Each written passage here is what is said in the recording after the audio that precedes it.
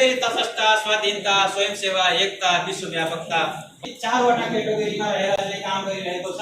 Photo खिचेको वा प्रतिलिपि अधिकार कोसँग छ भन्ने गरी आजीवनको एकमुष्टि 1025 लाख छ। दिशात्मक र संकेतात्मक चिन्ह कहाँ स्थापना भयो? तपाईँ स्वेच्छा छ म स्वयंसेवा गर्न चाहन्छु भने आउनुस् र जुनियर सरकारले पनि गर्न पाउँछ नपाउने होइन। तीनटा निकाय छ। रेड क्रसको अन्तर्राष्ट्रिय समिति आईसीआरसी भने रेड क्रसको पहिचान के हुने भन्ने कुरालाई चाहिँ केन्द्रित गर्दै अझै हेर्ने इच्छा छ भने रेड क्रस नेपाल रेड क्रसको माथि छ।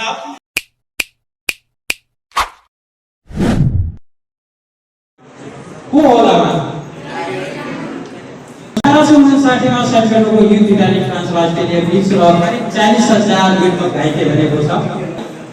फर्स्ट एडबाटै चाहिँ एउटा प्राथमिक उपचार सेवा प्रदान गर्दै रेड क्रस स्थापना भएको भन्ने कुरा यिनले चाहिँ छोटो एउटा जानकारी दिइरहेको अवस्था छ भने एउटा युद्ध भइरहेको थियो त्यहाँ चाहिँ केस लेखिएको छ र त्यसमा घाइतेहरूलाई उहाँले चाहिँ तत्काल प्राथमिक उपचार सेवा प्रदान गर्नुभएको थियो र त्यो रणभूमिमा घाइते भएका व्यक्तिहरूलाई या त 40,000 एउटा सानो तथ्याङ्क देखाइरहेको छ तर यो भन्दा बढी हुन सक्छ त्यो बेला।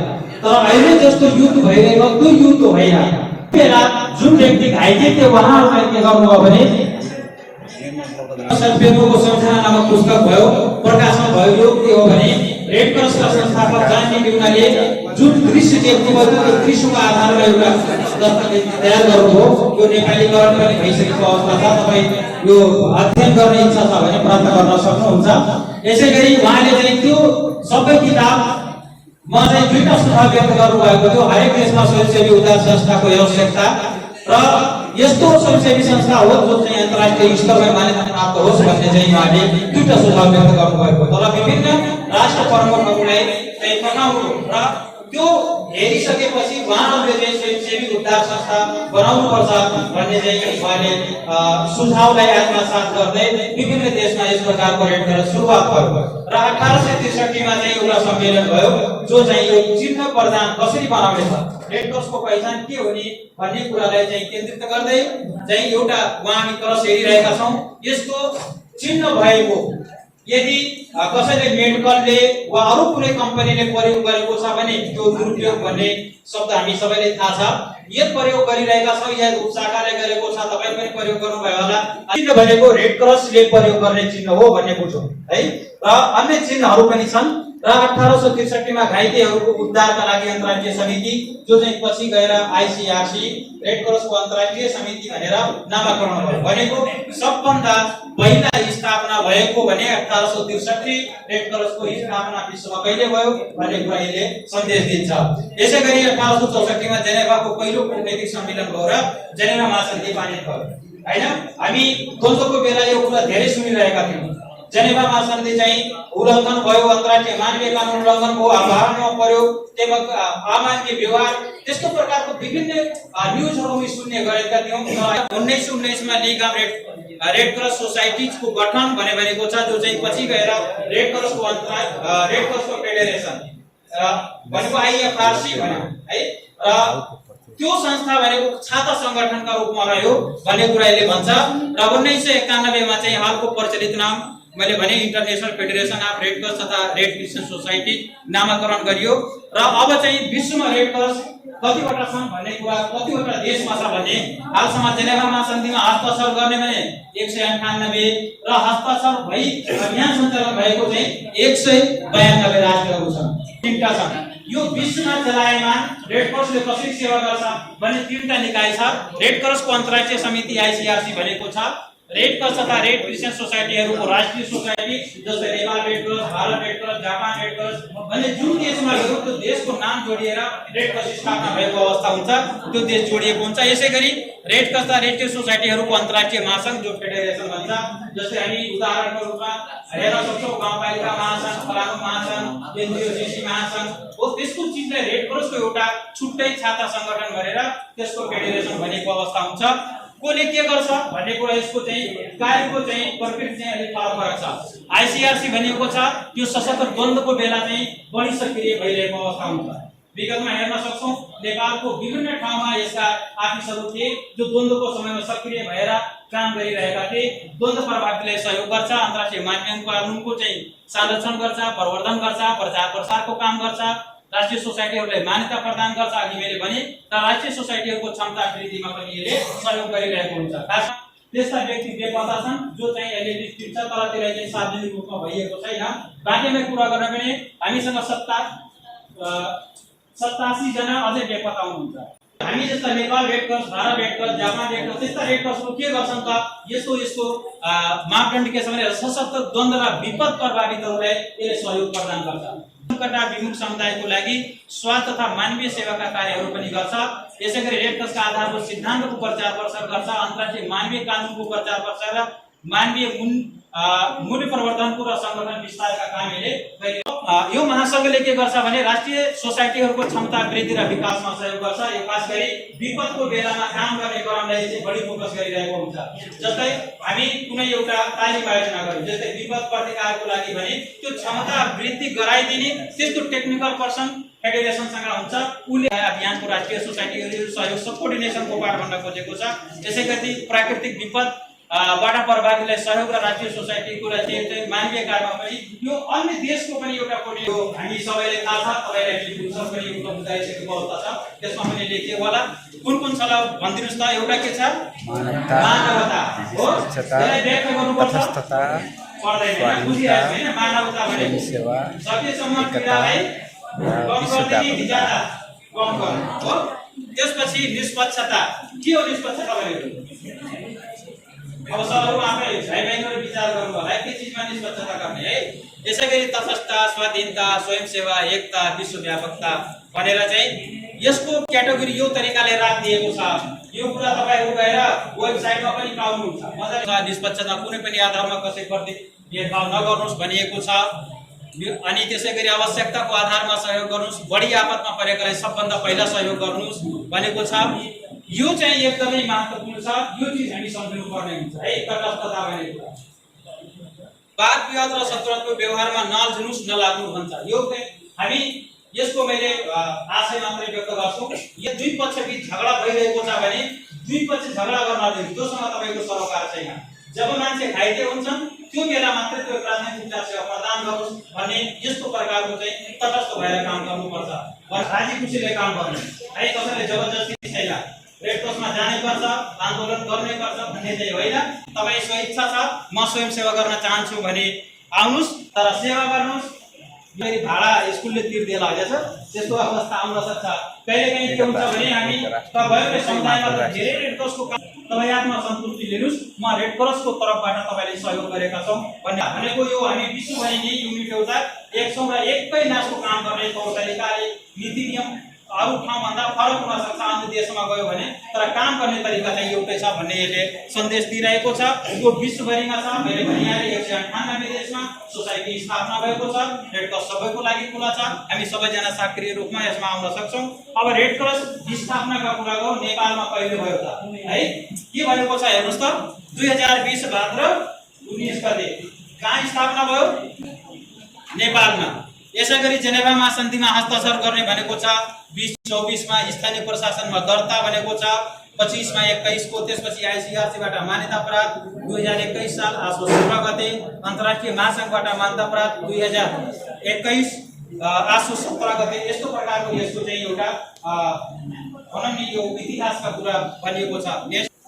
यो यसको लक्ष्य के त? संस्थाको संगठन आत्मक र ढाँचाको शुद्धिकरण तथा विस्तारद्वारा सरकारी तथा गैर सरकारी संगठनहरूसँग सम्पर्क स्थापना, सामुदायिक सहभागिता, स्वयंसेवकको अग्रिम परिचालन, मानवीय पीडा राहत प्रदान गर्ने, संकट आशंका कम गर्ने। यो भनेको सबै वर्गसँग कोअर्डिनेसन गरेर चाहिँ लक्ष्य प्राप्त गर्न सक्छौं भन्ने भनिएको छ। यसैगरी यो चाहिँ उद्देश्य कुनै पनि आधारमा धर्म, वर्ण, लिंग, वर्ग, जाति, भाषा, राष्ट्रिय राजनीतिक विचारधाराका आधारमा यो कुनै पनि प्रकारको भेदभाव नगर्ने भन्ने चाहिँ योले सन्देश दिएको छ। यसैगरी यो चाहिँ 4 वटा क्याटेगोरीमा रहेर चाहिँ काम गरिरहेको छ।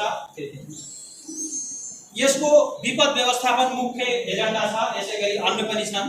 आधारभूत सिद्धान्त र मानवीय मूल्य प्रवर्धनको कुरा यो चाहिँ प्रचार प्रसारको कुरा गरेको छ। स्वास्थ्य सेवा छ, जसले हामी एउटा उदाहरणको ब्लड बैंक दिन सक्नुहुन्छ।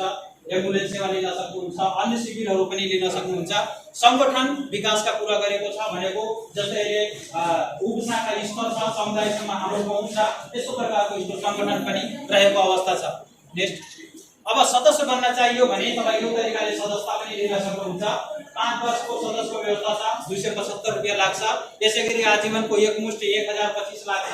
यसैगरी विशिष्ट छ 25,000 सम्म तिर्यो भने यो विशिष्ट सदस्य बन्न पायो। संस्थागत सदस्य छ जस्तै गाउँपालिका, वडा कार्यालय, विद्यालय र अरू छन् भने संस्थाले त्यो पनि सदस्यता रेड क्रसको लिन पाउँछ।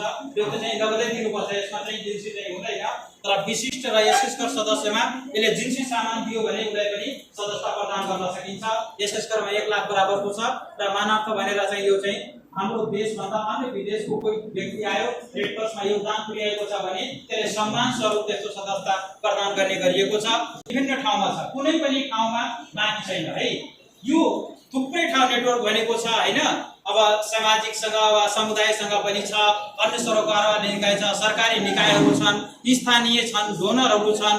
यसैगरी भनेको हामी कुन ठाउँमा छैन भन्ने मात्रै हो कि, तर यसको मतलब भने द्वन्द्वको बेलामा चाहिँ द्वन्द्वबाट प्रभावित भयो भने हाम्रो सर्भिस चाहिन्छ, तर द्वन्द्व गर्ने बेलामा चाहिँ हाम्रो सहभागिता हुन्छ, त्यति मात्रै बुझ्यौँ। तर हाम्रो नेटवर्किङ चाहिँ सबै ठाउँमा छ भन्ने बुझ्छौँ।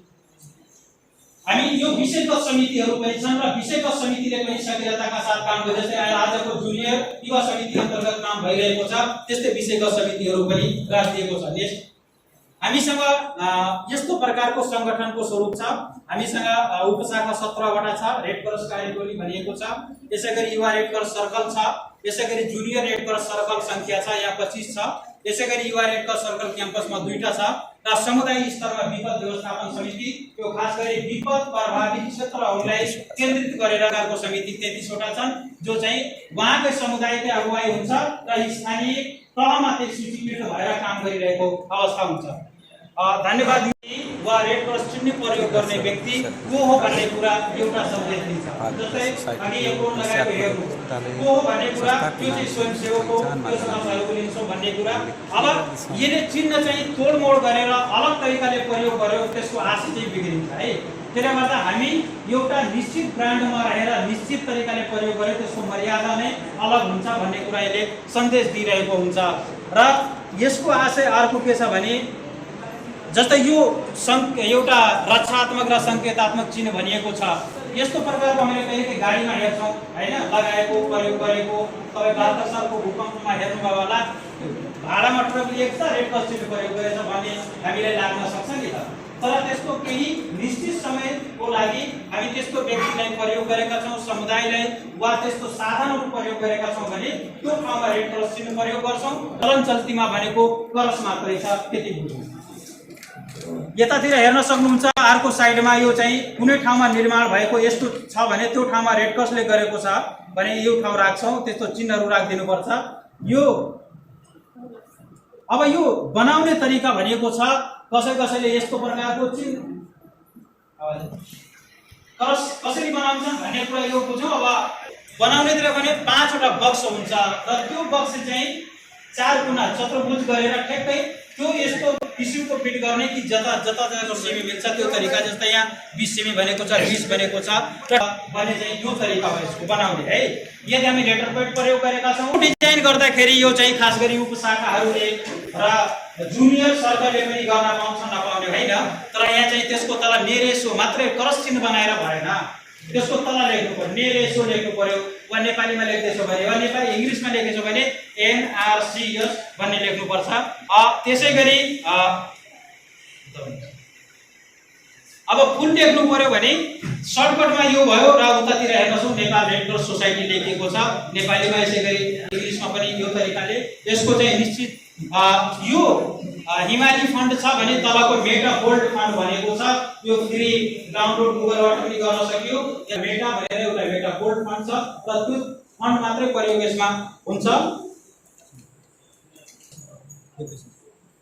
Nepal red cross, youth red cross circle र सम्बन्धित जुन विद्यालयको हो भने त्यो विद्यालयको नाम लेख्नुहोस् र यो तरिकाले चाहिँ तपाईँ बनाउन सक्नुहुन्छ। इङ्ग्लिसमा, नेपालीमा बनाउनु पर्यो भने नेपाल रेड क्रस, युवा रेड क्रस सर्कल र यसैगरी त्यहाँ चाहिँ विद्यालयको नाम लेख्नुहोस् है। र तल चाहिँ म सेवा गर्छु आई सर्भिस भन्ने लेखेको छ। त्यस्तो प्रकारको लेटर पेड तपाईँ बनाउन सक्नुहुन्छ। बनाउने इच्छा छ भने सम्बन्धित उप शाखामा सम्पर्क गर्नु होला। अहिले के भन्नु सँगै लेख्ने अक्षरहरूको योको आकार प्रकार चाहिँ बिगार्नु भएन, लोगोको आकार परिवर्तन गर्नु भएन, लोगोसँगै फरक भाषाको पनि प्रयोग गर्नु भएन, लोगो नयाँ बनाउने हेतुले अन्य डिजाइन चाहिँ सहितको लोगो चाहिँ निर्माण गर्ने काम पनि गर्नु भएन। यो चाहिँ गर्दैन। यो चाहिँ रेड क्रसका छापहरू हुन् र यो तरिकाले तपाईहरु पनि युवा red cross junior red cross circle पनि बनाउन सक्नुहुन्छ। यदि हामी कुनै फोटो लिएका छौं भने त्यसको क्याप्सन पनि लेखिदिनु पर्छ, के प्रयोजनको लागि हो, के चीज हो भन्ने कुरा यहाँ उदाहरणको रूपमा चाहिँ प्रस्तुत गरिएको छ। यो क्रियाकलाप कहिले भएको हो, फोटोमा के छन् र के भइरहेको छ, कहाँ कार्यक्रम भइरहेको छ, किन कार्यक्रम गरिएको, कसले फोटो खिचेको वा प्रतिलिपि अधिकार कोसँग छ भन्ने कुरा यस्तो तरिकाले तपाई 5W भन्छ नि रिपोर्ट लेख्ने तरिका, त्यो तरिकाको मार्फतबाट यति लेख्यो भने यो फोटोले के सन्देश यसमा पिक्चर लेख्नु पर्यो भने, न्यूज बनाउनु पर्यो भने कहिलेकाहीँ एउटा फोटो मात्रै देखेर पनि न्यूज बनाउनु पर्ने अवस्था हुन्छ। त्यसले गर्दा यस्तो प्रकारको हामी सबैजना एकदमै सक्रिय छौं हैन।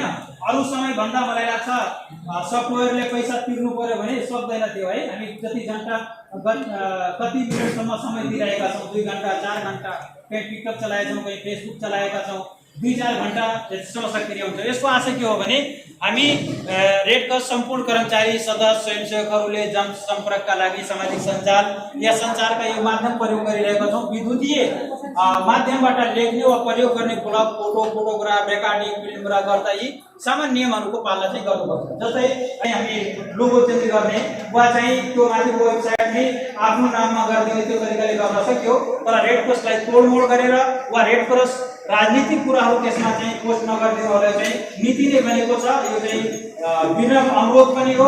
यदि त्यस्तो पटक पटक गरेको पाइयो भने त्यसलाई हेक गर्ने वा त्यसलाई चाहिँ एकपटक अब सम्झाउने भएन भने त्यो चाहिँ तपाईको वेब नै बन्द गर्नुपर्ने अवस्था आउन सक्छ।